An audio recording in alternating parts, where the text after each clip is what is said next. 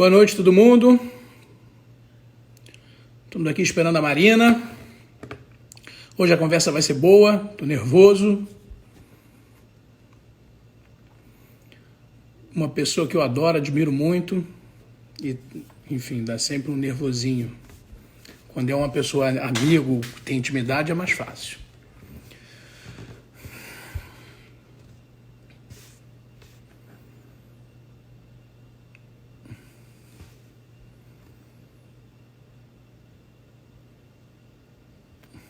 E aí, galera?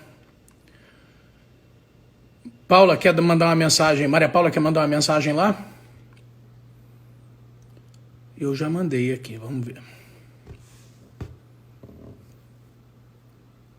Se eu sair para cutucar a Marina, você acha que essa live cai? Agora eu não sei. Ó, a Marina entrou. Vamos lá.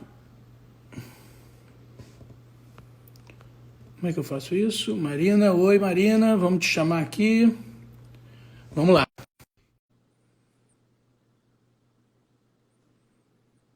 Marina entrando. Oi. Olá Marina, tudo bem? Olá, tudo bem, Miguel? E aí, que bom te ver. Como Pois é que estão as é, estamos coisas? aqui.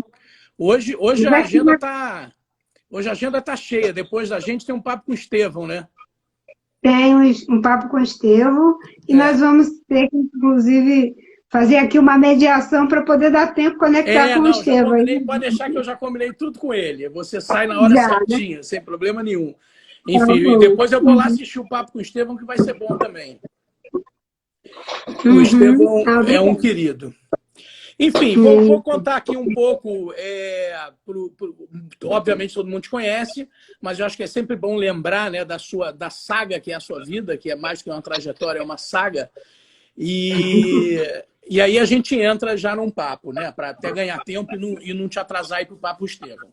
Enfim, você nasceu em um seringal, em Rio Branco, no Acre, né? A sua vida política começa quando fundou a CUT, a Central Única dos Trabalhadores, com o Chico Mendes. Em 88, você foi a vereadora mais votada de Rio Branco, foi eleita senadora pelo Acre em 2 ocasiões, para 2 mandatos. E em 2003, você é nomeada para o Ministério do Meio Ambiente, né? Como é que aquela menina que cresceu lá no Acre, no meio do seringal, se viu no dia em que entrou no gabinete da ministra do Meio Ambiente pela primeira vez? Olha, primeiro é um prazer falar com você, Miguel, e com aqueles que estão nos acompanhando. Bem, quando eu fui para o Ministério, foi inclusive anteriormente à decisão de ir, teve uma dúvida, né? Algumas pessoas diziam, poxa, mas você tem um trabalho relevante aqui no Senado, vai para o Executivo, você nunca teve uma experiência no Executivo, talvez não consiga ter espaço para fazer aquilo que é preciso fazer. E aí eu pensei, bem, mas se eu não for, eu não vou me sentir mais eticamente respaldada para criticar, porque eu tive a chance de ir e não fui. Até porque o programa na área de meio ambiente da campanha do Lula naquela primeira eleição, eu havia ajudado a coordenar.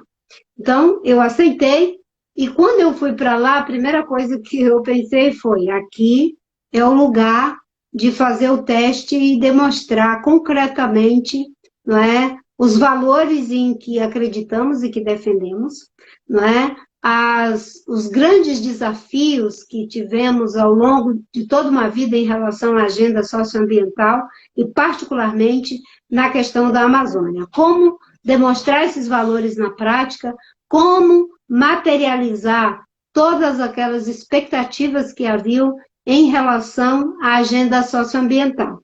E como eu tive a oportunidade de montar a minha equipe, um dia desse uma pessoa me perguntou, você recebeu carta branca? Eu digo, não, eu tinha uma carta que se chamava Constituição Brasileira. Essa era a carta que me orientava. Eu digo, nós vamos montar uma equipe para dar respostas estruturais. E eu digo, aqui vai ser um lugar de teste entre o discurso, aquilo que a gente diz e aquilo que a gente tem a oportunidade de fazer. E qual foi o seu maior sonho realizado como ministra do Meio Ambiente? Olha, eu acho que um dos maiores sonhos foi ter feito um plano de prevenção e controle do desmatamento da Amazônia, que conseguiu fazer com que o desmatamento caísse por 10 anos em mais de 80%, 83%. Ter evitado lançar na atmosfera mais de 4 bilhões de toneladas de CO2 e ter dado uma grande contribuição na redução da perda de biodiversidade, como foi o caso de criarmos mais de 20 milhões, foram 24 milhões de hectares de unidade de conservação. Enfim, no governo Lula, né, houve uma redução do desmatamento. Né?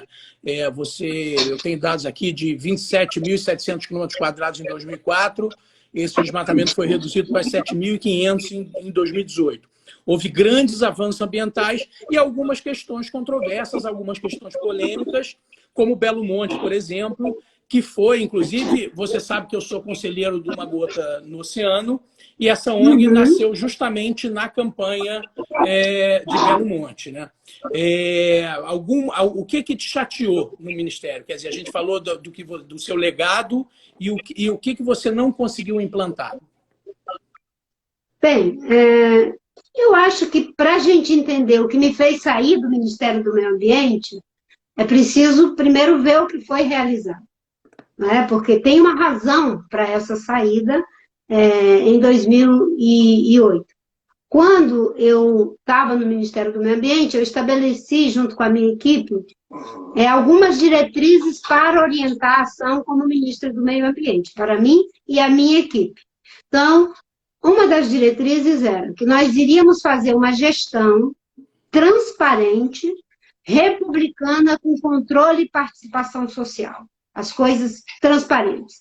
A outra diretriz vamos fazer uma gestão à frente do Ministério, fortalecendo o Sistema Nacional de Meio Ambiente, fazendo com que o IBAMA, os órgãos de gestão ambiental, tenham estrutura, capilaridade e apoio para fazer o seu trabalho. E uma terceira diretriz é de que nós iríamos fazer uma política ambiental transversal, aonde a agenda ambiental não fosse uma agenda apenas do Ministério, mas que ela perpassasse a ação de todos os governos. E uma quarta diretriz, nós vamos fazer uma inflexão na direção do desenvolvimento sustentável, ou seja, controle e participação social, desenvolvimento sustentável, fortalecimento do Sistema Nacional de Meio Ambiente e também uma política ambiental transversal. Com essas diretrizes, nós começamos o trabalho e nós tínhamos a clareza, nós podemos fazer aqui tudo, mas se o desmatamento continuar aumentando, porque chegou em 2004 a 27 mil km², nós não logramos nenhum sucesso. E começamos a fazer o plano em 2003, em 2004 ele foi implementado e o desmatamento já começou a cair. E para o desmatamento cair, foi preciso um conjunto de ações que envolveu 13 ministérios, com a participação de diferentes setores da sociedade, da academia a movimentos sociais, e com isso a gente foi adensando uma proposta que nos levou a colocar 725 pessoas criminosas na cadeia, fazer uma apreensão de 1 milhão de metros cúbicos de madeira, aplicar mais de 4 bilhões em multas, criar 24 milhões de hectares de unidades de conservação, implodir 86 pistas clandestinas na Amazônia, colocar numa lista cinzenta os municípios que mais desmatavam na Amazônia, vedar o crédito, criminalizar a cadeia produtiva criminosa de quem desmatava, transportava, comprava, toda a cadeia produtiva. As pessoas veem o número, caiu o desmatamento por 10 anos em 83%. Se evitou lançar na atmosfera 4 bilhões de toneladas de CO2. Mas as pessoas não sabem o trabalho e o esforço que foi feito em relação a isso, porque tivemos, inclusive, que inibir não é? Cerca de 60 mil propriedades de grilagem. Agora eles estão querendo regularizar a grilagem. Nós inibimos, junto com o INCRA, e fizemos 25 grandes operações da Polícia Federal, além das operações do IBAMA. Então, quando em 2007 nós identificamos uma segunda tendência de alta, nós apertamos mais os parafusos. E aí veio uma grita generalizada do Mato Grosso e de Rondônia, principalmente, e o Mangabeira Unger orquestrando isso, e eu senti que o presidente Lula estava sendo convencido a revogar as medidas com o mesmo argumento de que o INPE estava exagerando. Eu defendi o INPE, peguei um avião e desafiei o Braulio Maggi, indo visitar polígono por polígono, onde eles estavam levantando suspeita e mostrando que o INPE estava certo e que eles é que estavam errados. E sustentei as medidas. Mas, vendo que estavam convencendo o presidente ao contrário, eu pedi demissão em caráter irrevogável para criar um fato político. O fato político foi criado, o plano foi mantido, porque a população, tanto brasileira quanto fora do Brasil, a opinião pública internacional, fizeram uma grita geral com a minha saída. O presidente foi obrigado a nomear o Mink, que manteve o plano, depois a Isabela com a Dilma, que já foi difícil, porque a Dilma tinha uma resistência maior à implementação, mas, né, os ministros eram da agenda ambiental, então por isso o desmatamento continuou caindo. Então, eu quando percebi que aquilo que a gente estava fazendo, que estava correto, que era o melhor para a Amazônia, para o Brasil, para os brasileiros, para os índios e para todo mundo, para o meio ambiente, né, isso ia ser interrompido, eu pedi para sair. E, bom, você, nessa resposta, você colocou vários pontos que mostram que tudo que foi feito e tudo que foi plantado por você lá atrás tem sido desmontado sucessivamente, né? Então, agora eu vou abrir um parênteses, que é o seguinte, hoje o vice-presidente Genaro Mourão escreveu um artigo no Estadão e que você critica duramente num post recente, sei lá, algumas horas atrás no seu Instagram e no Twitter, você critica esse artigo, né? E o Mourão entra em várias críticas, né? No último parágrafo ele fala muito sobre a Amazônia especificamente. Ao mesmo tempo, nessa semana, ele diz que anuncia que está mandando 3.800 soldados do Exército para combater o desmatamento, né? Ao mesmo tempo, a MP 910 está sendo votada, na verdade, está sendo adiada, e hoje o Rodrigo Maia falou muito sobre a MP 910, eu não consegui acompanhar, mas, quer dizer, essa questão da MP 910, que é a MP da grilagem, está em suspenso nesse momento, né? Outros biomas, como o Cerrado e o Pantanal, e até a Mata Atlântica, que estava em recuperação, estão novamente em risco. Isso mostra uma total falta de sintonia e de desincronização no governo federal. O que, aliás, é criticado pelo Mourão justamente nesse artigo do Estadão, só que ele joga essa confusão, essa falta de sincronia nas costas da imprensa, da sociedade civil, e aí você fala um fator muito interessante, que é o seguinte, ele joga muito essa culpa da confusão toda nas costas de personalidades internacionais que você falou, no momento que você saiu do governo do PT para criar essa grita e chamar atenção para o momento, quer dizer, ele joga muito essa culpa em personalidades internacionais que eu vesti a carapuça de vários amigos quando ele fala nessa questão. Ao mesmo tempo que a Polícia Federal executa ações super bem-sucedidas de combate ao desmatamento, à grilagem, à mineração, vem toda a diretoria do IBAMA e é exonerada. Quer dizer, são imensos, uma quantidade enorme de sinais trocados, né? E que lhe parece pura desorganização ou tem uma eficiente cortina de fumaça em tudo isso aí? Hoje foi um dia de muita preocupação, no meu entendimento, porque a gente começa com o artigo do vice-presidente Mourão, dizendo enfim, aquelas coisas todas, que existe uma polarização que prejudica o país, existem instituições que atrapalham porque interferem na autonomia dos poderes, existem pessoas que fazem, digamos, algo que atrapalha a imagem do país lá fora e ele distribui responsabilidades para todos. Só que tudo que ele fala é exatamente o que o governo Bolsonaro pratica. Quem é que está sabotando os esforços para o enfrentamento da pandemia? O próprio presidente da República, quando faz o estímulo contra o isolamento social. Quem é que está polarizando ao extremo? O presidente da República, quando vai para a frente do Exército, numa manifestação contrária à Constituição, à democracia e à autonomia dos poderes. Quando o presidente da República desdenha da quantidade de mortos que já temos e de todo o sofrimento que estamos atravessando, quando diz, né, e daí, em relação à pergunta que lhe foi feita sobre o número de mortos. E eu poderia ficar aqui citando exemplos o tempo todo, mas eu vou encerrar com duas coisas. Demitiu o ministro da Saúde, porque o Mandetta não saiu, ele foi saído, teve que pedir para sair.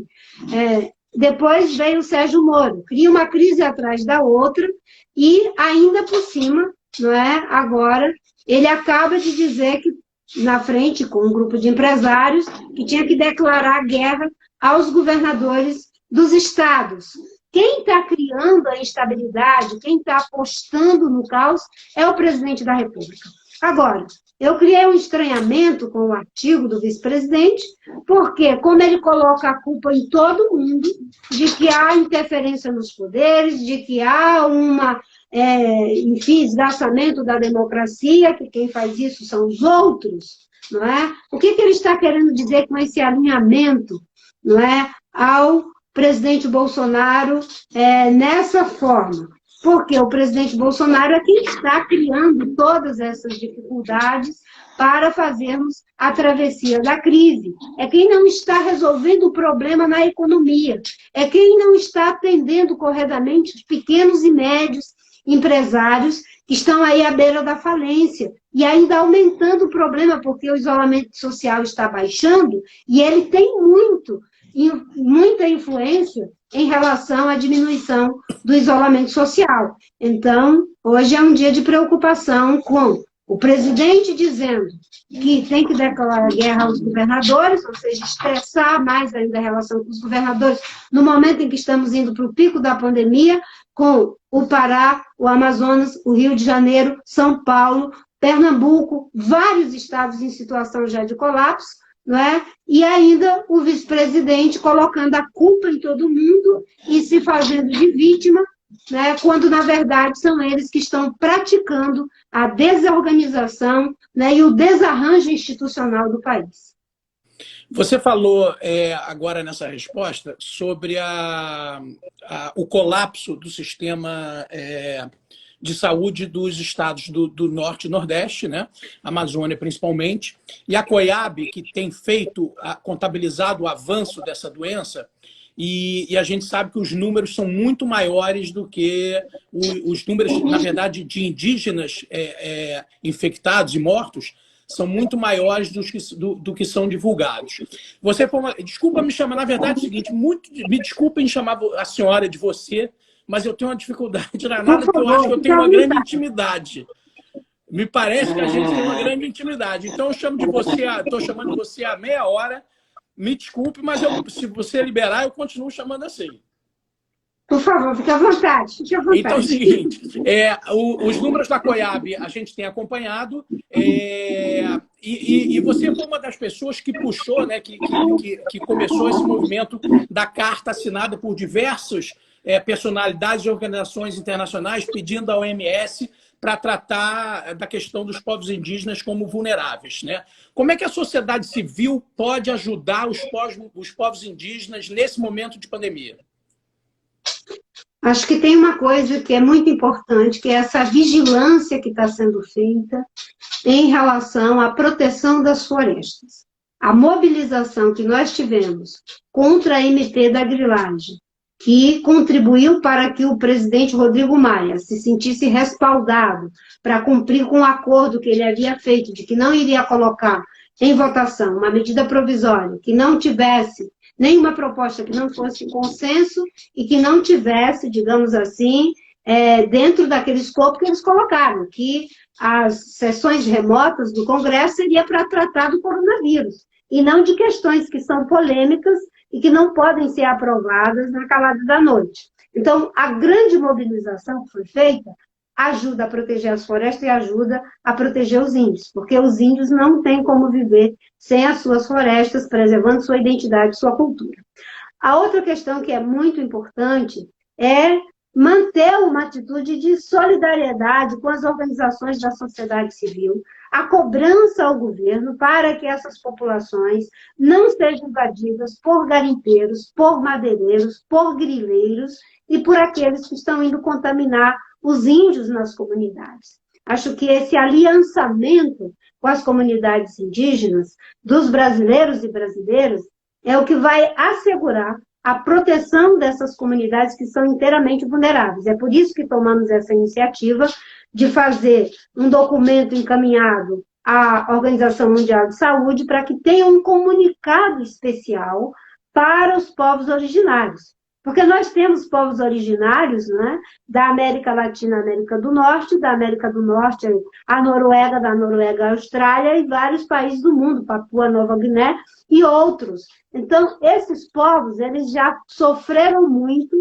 com as formas como foram contaminados no passado. Aqui no Brasil, né, foi uma carnificina em cima dos índios, com varíola, com sarampo, com gripe, com todas essas doenças que eles não tinham imunidade. Se é difícil para nós o coronavírus, imagina para essas pessoas. E os nossos indígenas já têm um esquema de proteção até do isolamento social, quer dizer, até por causa do meio ambiente onde eles vivem, na floresta, já existe esse isolamento social. Essa questão dos indígenas, né, eu estava lendo, e o Gil até que me indicou, o Gilberto Gil que indicou, que foi ministro junto com você, inclusive, né? Acho que ele foi na mesma época. Uhum. Me indicou a foi leitura... comigo, o ministro da Cultura, a gente trabalhava no mesmo prédio. Eu sinto muita saudade de tudo que a gente fez junto de bom, ele na cultura, eu no meio ambiente, e em muitos momentos a gente junto. Eu entrevistei ele aqui há umas 2 semanas atrás, e ele me indicou que lesse um livro do Jared Diamond, que é Germes, Armas, Ferro, enfim, não me lembro exatamente o nome do livro. É um autor que eu gosto muito, que é um outro livro chamado Colapso, que fala justamente de como é que grandes civilizações colapsaram, né? E esse Germes fala muito isso, da invasão da América Espanhola e Portuguesa, quer dizer, da colonização espanhola e portuguesa, que, na verdade, não houve nenhum enfrentamento com os indígenas, porque eles morreram de varíola antes de poderem lutar e defender, enfim, e tal. Mas isso é um parêntese aqui enfim, vamos seguir a pergunta aqui, as perguntas. É o seguinte, na semana passada, o ministro Fachin suspendeu o parecer da AGU sobre a tese do marco temporal. E na semana que vem vai haver a votação desse tema do marco temporal, que é a maior ameaça aos direitos indígenas, aos direitos constitucionais dos indígenas, né? Querer levar esse marco temporal lá para a Constituição de 88. O que você espera desse julgamento? O adiamento do Fachin, né, já é um prenúncio de um resultado? O que você acha que vai acontecer nesse julgamento? Bem, tem aquilo que a gente espera, né? Porque a justiça, a gente sempre tem a expectativa de que faça justiça. E será uma grande injustiça e algo ao arrepio da Constituição, que estabeleceu o direito originário sobre as terras ancestralmente ocupadas pelos índios, se isso for, digamos, levado para a Constituição de 88, a promulgação da Constituição. Porque vai significar que várias terras que já foram homologadas, que já foram identificadas, elas possam ser questionadas do ponto de vista jurídico. E significa que muitas terras que ainda não foram demarcadas e homologadas não terão mais como selo. Então, será uma grande injustiça em benefício daqueles que ocuparam essas terras depois dos índios. Porque a originalidade, a ancestralidade sobre os territórios é um direito constitucional, porque existe uma prova material, histórica, de que os índios estavam nesses territórios antes de qualquer ocidental chegar aqui. E você falou, eles foram sendo acossados com tantos problemas, inclusive a mortandade por violência ou por doenças, que nós tínhamos 5 milhões de índios quando os portugueses chegaram, e eram apenas 12 mil que chegaram nas caravelas. Hoje os índios são menos de 1 milhão, em torno de 900 mil índios, numa perspectiva otimista, 850 mil índios no Brasil. Nós eliminamos 1 milhão a cada século. E se essa medida, junto com a MP da grilagem, forem aprovadas, nós estaremos, digamos assim, criando as bases legais para uma nova onda de genocídio contra os índios. Porque eles não terão como sobreviver economicamente, socialmente, culturalmente, espiritualmente, sem os seus territórios que foram ocupados e outros estão sendo reivindicados injustamente e outros estão sendo já invadidos com essa perspectiva de mudança no marco temporal e de aprovação da MP da grilagem. Hoje, de forma induzida, existe, digamos, uma indústria de invasão para poder reivindicar a posse por autodeclaração desses territórios.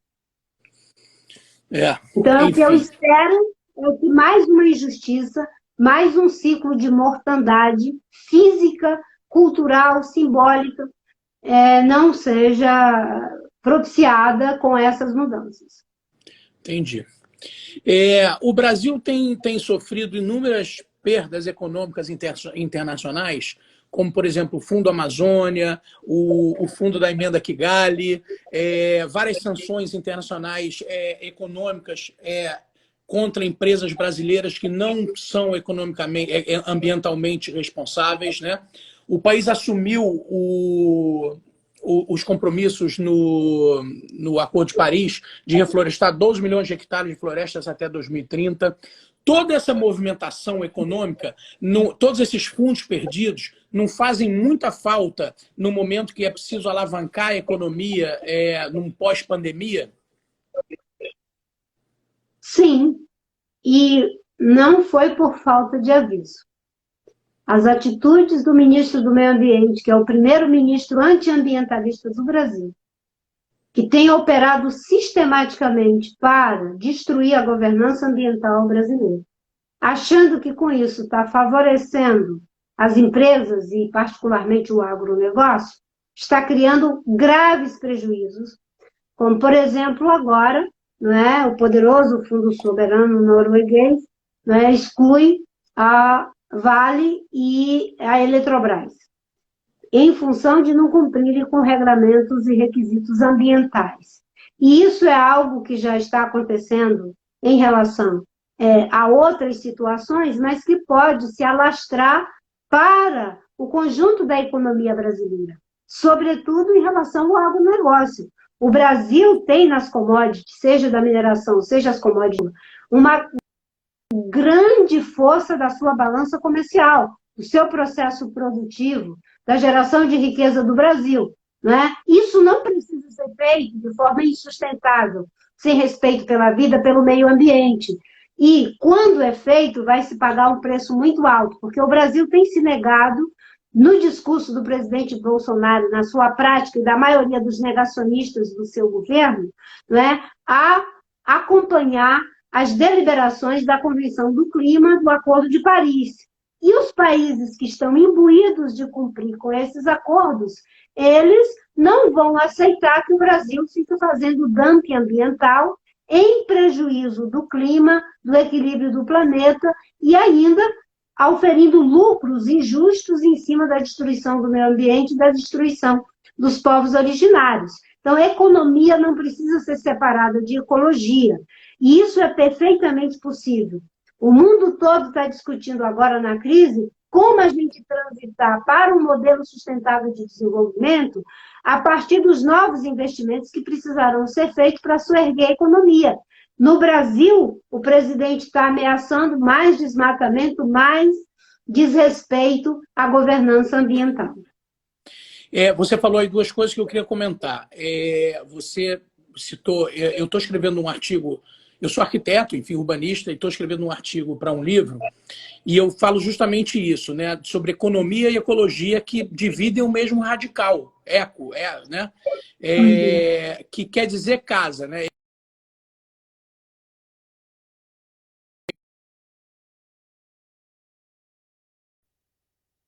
Tá entendendo aí? Desculpa, caiu, entrou uma tela aqui esquisita de uma ligação. Economia são as leis da casa, né? E é um conceito que nasceu na Grécia Antiga. Só que a nossa casa não é... A casa, quando nasceu o conceito de economia, a casa não passava do Mediterrâneo. Hoje a casa é a nossa casa, é a cidade, é o país e é o planeta, né? Então, essa junção de economia e ecologia é muito importante, porque, no fundo, está falando da mesma coisa. E aí me lembrou um outro assunto, que é o seguinte: o Carlos Nobre, ontem, nosso amigo, parceiro, escreveu um artigo. Na verdade, ele fez uma live para o Valor, para o jornal Valor Econômico, que virou um artigo ontem publicado no Valor. E você falou muito do agronegócio, e ele defende muito a agricultura regenerativa, né? E isso vem de encontro à minha área de atuação, que é o seguinte: o urbanismo brasileiro, ele é expansionista, ele é destruidor, né? A cidade nasce e vai crescendo e destruindo e ocupando, destruindo e ocupando. E tem um paralelo muito grande à agricultura brasileira. E no momento que a gente fala no urbanismo, em voltar aos centros, em reabitar os centros, em reabilitar também os centros, isso tem um paralelo na agricultura regenerativa, né? De recuperar os biomas destruídos através, principalmente, de conhecimento e de tecnologia. Só que como é que a gente faz os empresários do agrobusiness entenderem esses conceitos tão importantes no mundo todo hoje, que o Brasil parece que demora a ver, ou que tem uma cegueira momentânea que não consegue entender? Eu acho que tem uma parte, não é tão grande, que já entendeu e que procura liderar pelo exemplo, fazendo e, inclusive, tendo excelentes resultados. Eu visitei uma fazenda aqui em Goiás, a Fazenda Santa Brígida, e a proprietária, ela antes, quando ficou viúva, tinha uma fazenda totalmente improdutiva, que produzia tipo 60 sacas de milho a cada safra, hoje, por hectare, não é? Hoje, eles estão produzindo mais de 200 sacas por hectare. Ou seja, para quem produzia só 60 sacas de milho por hectare. E sem falar numa série de outras questões que eles foram aprendendo com a Embrapa, com a ideia da agricultura de baixo carbono, que recupera o solo, que recupera nascentes, que recupera todos os processos produtivos, que faz com que aquela terra possa, digamos, render do ponto de vista econômico e do ponto de vista dos serviços ambientais que ela presta. Essa é uma das formas. Quando você falou que a gente precisa fazer esse processo regenerativo na cidade, no campo, a gente precisa aprender com alguém. Aqueles que têm amor pela cidade, não é, que conhecem a história da cidade, aqueles que não acham que a especulação imobiliária deva agraçar e acabar com tudo que há de memória, de beleza, no que muita gente considera como velho e ultrapassado, que está doido para botar um prédio lá de não sei quantos andares para ganhar dinheiro, em prejuízo do patrimônio histórico, pictórico, imagético que a cidade muitas vezes tem, né? Isso são aprendizagens que a gente tem, os que conhecem tecnicamente e os que conhecem afetivamente, simbolicamente, imageticamente a cidade. No caso da agricultura, é a mesma coisa. Os produtores rurais, agricultura familiar, não é? Os agricultores tradicionais, eles guardam um conhecimento profundo de melhoramento que é feito de forma a aumentar a produção, a usar mais adequadamente a terra. As comunidades indígenas inspiraram os sistemas agroflorestais, aonde você pode fazer um consórcio entre floresta, lavoura e até a criação de pequenos animais. No caso, a Embrapa, a partir dessas experiências, criou o sistema agricultora, lavoura, pecuário, sistemas agro-silvopastoril, que introduz, inclusive, as florestas, com alta produtividade. O desafio não é aumentar a produção por expansão da área, mas aumentar a produção por ganho de produtividade. Tecnologia já existe, eu sempre digo, né?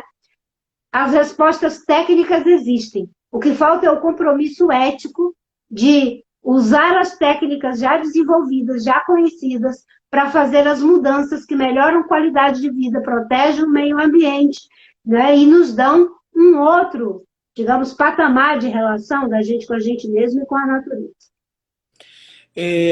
Você falou, enfim, você desenvolveu um pouco esse tema das cidades, e aí vem uma coisa, uma historinha, que é a palavra sustentável, né?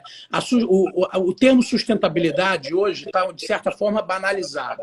Inclusive, na minha área, ele é muito usado erroneamente, né? Na arquitetura e no urbanismo, ele é usado erroneamente, muitas vezes como peça exclusivamente de propaganda. Você tem uma opinião muito bonita e, ao mesmo tempo, muito precisa sobre a sustentabilidade. O que é sustentabilidade para você? Bem, a sustentabilidade, para mim, em primeiro lugar, não é apenas uma maneira de fazer. É uma maneira de ser, é uma visão de mundo, um ideal de vida. Se a gente convocar as pessoas apenas para fazer alguma coisa sem um sentido, um significado, uma argamassa, fica mais difícil, porque a gente acaba fazendo coisas aleatórias e de vez em quando a gente se pega indo na contramão daquilo que deveria ser o resultado. Quando você tem um ideal que agrega e que dá essa argamassa, fica diferente. Para mim, a sustentabilidade é mais do que uma maneira de fazer, é uma maneira de ser, um ideal de vida. A sustentabilidade, ela não é apenas ambiental, ela é um processo integrado. Um modelo sustentável tem que ser, do ponto de vista econômico, social, ambiental, cultural, político, e eu diria ético e até mesmo estético. Existe uma dimensão da sustentabilidade que é estética. Então, quando você pensa nisso dessa forma, né, você tem que imaginar, bem, nós já tivemos todo esse debate, socialismo, capitalismo, liberalismo, né, e todo mundo gosta de um ismo. Talvez a gente tenha que começar a trabalhar na dimensão do sustentabilismo, aonde você vai, digamos, criando uma forma de pensar o mundo, não a partir do ideal do ter, mas do ideal do ser sustentável. Porque há limites para ter. Se nós nos sentimos felizes, se nós nos sentimos prósperos, realizados, porque temos as coisas, lamento, mas isso tem um limite. Porque não há como 7 bilhões de pessoas desejando infinitamente ter as coisas serem supridas pelo planeta. Precisaria de pelo menos 5 planetas. Então, o planeta nos limita. Como é que a gente pode continuar se sentindo criativos, produtivos, livres?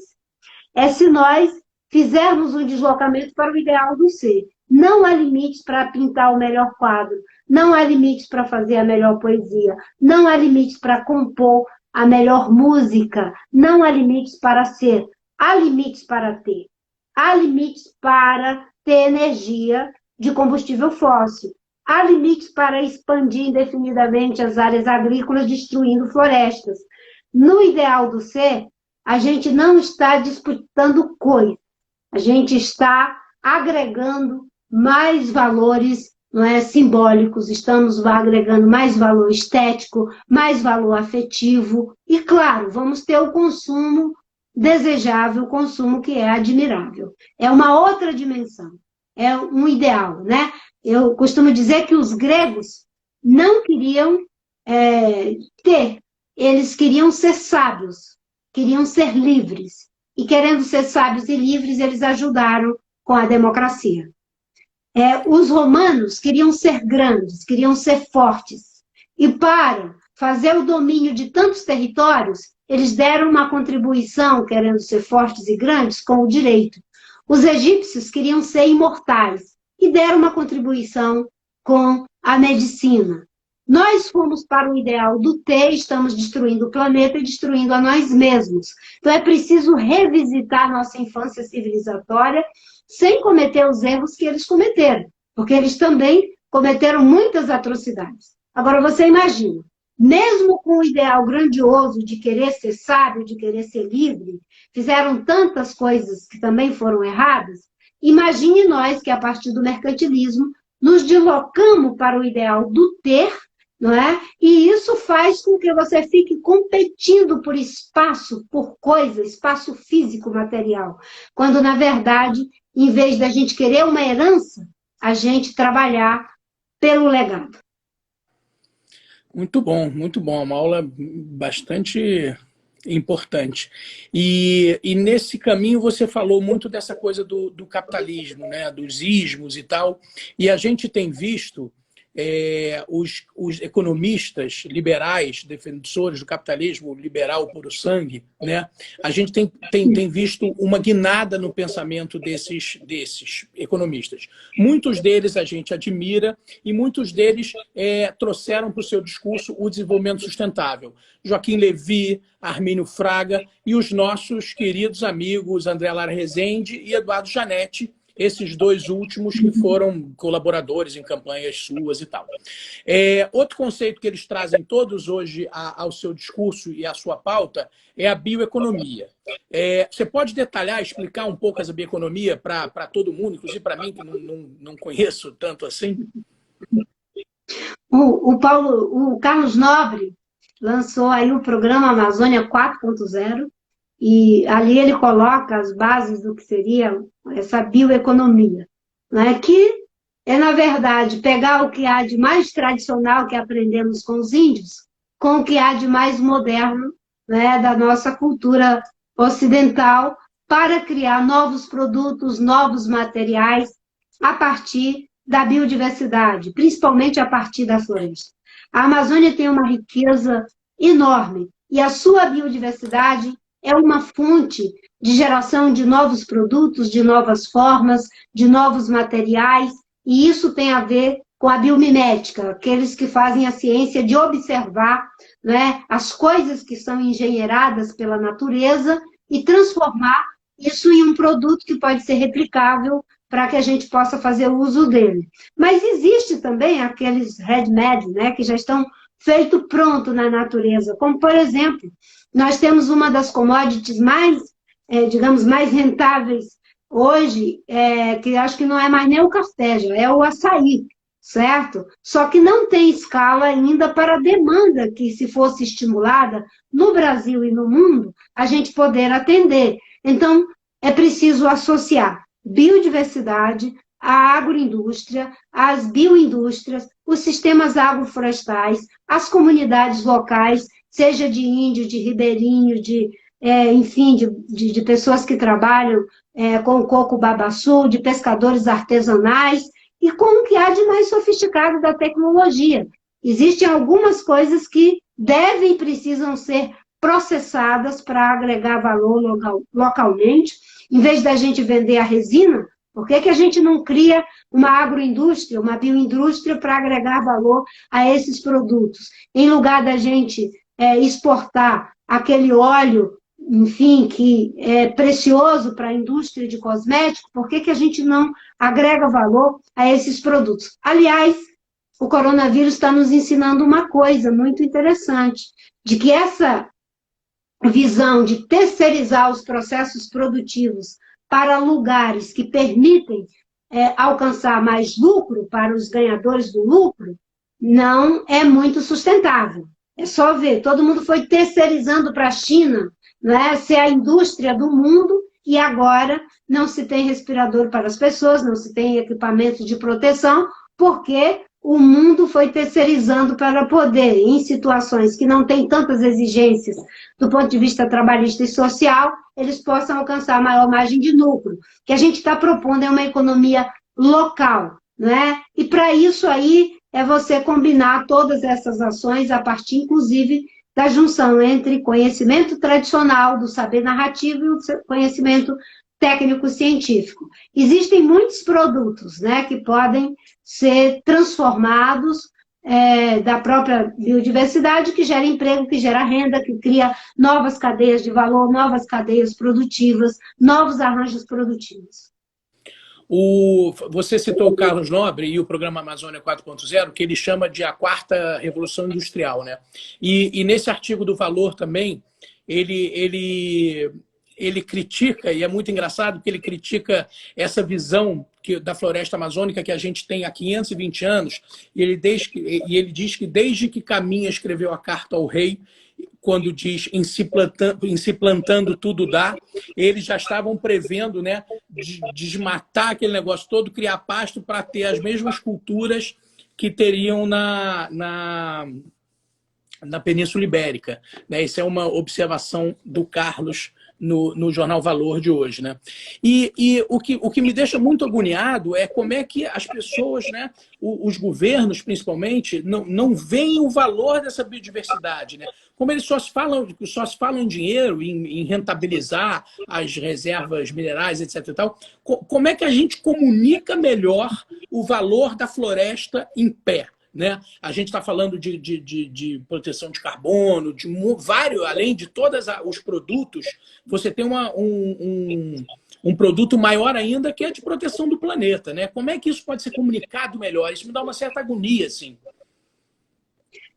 Eu confesso a você que essa pandemia está me deixando com uma preocupação. Se existe uma parte da sociedade que não quer se convencer nem com a morte à sua porta, as valas sendo abertas, de pessoas que estão morrendo agora, e aos milhares no mundo e no Brasil, quanto mais a gente convencer essas pessoas de algo que vai acontecer no médio e curto prazo. Isso tem sido uma preocupação minha também, adicional agora, vendo a forma como os negacionistas da verdade, da realidade, eles transformam tudo em ideologia e negam a realidade.